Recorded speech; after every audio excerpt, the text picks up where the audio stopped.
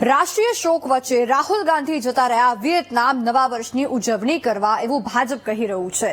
પૂર્વ પ્રધાનમંત્રી ડોક્ટર મનમોહન સિંહ 10 વર્ષ પ્રધાનમંત્રી રહ્યા બિન નહેરુ ગાંધી પરિવારના। શું એટલે એમને આટલું સન્માન નથી મળી રહ્યું? કારણ કે ભાજપનો એવો પણ આક્ષેપ છે કે રાહુલ ગાંધી અસ્થિ વિસર્જન સમયે પણ હાજર ન રહ્યા। પહેલા બહુ કૂદકા માર્યા કે સ્મારક બનાવવામાં સમય કેમ લો છો, પણ તમે વિયેતનામ કેમ જતા રહ્યા?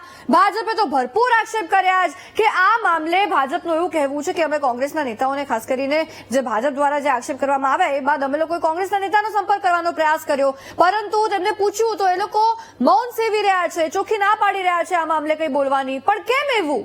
શું સાચે રાહુલ ગાંધી રાષ્ટ્રીય શોક વચ્ચે નવા વર્ષની ઉજવણી કરવા વિદેશ જતા રહ્યા છે? શું આ લોકસભાના નેતા પ્રતિપક્ષને શોભે છે? મોતનો મલાજો કેમ ના રાખ્યો? હા, પવન ખેરાએ સ્ટેટમેન્ટ આપ્યું છે કે ભાઈ અસ્થિ વિસર્જનમાં ના ગયા કારણ કે પરિવારની પ્રાઇવેસીનું માન રાખ્યું હશે। ગતરોજ ત્રિનેત્રમાં જ ભાજપના મણિનગર ખાતેના કાર્યાલયમાં ઉજવણી થઈ તો અમે અવાજ ઉઠાવ્યો હતો કે રાષ્ટ્રીય શોક વચ્ચે ઉજવણી યોગ્ય નથી। આ તો કોંગ્રેસના જ નેતા, કોંગ્રેસના જ દિગ્ગજ નેતાના નિધન પર રાષ્ટ્રીય શોકનું સન્માન ના કરીને વિદેશ જતા રહ્યા ન્યૂ યર ઉજવવા। જો આ સાચું છે તો યોગ્ય બિલકુલ નથી।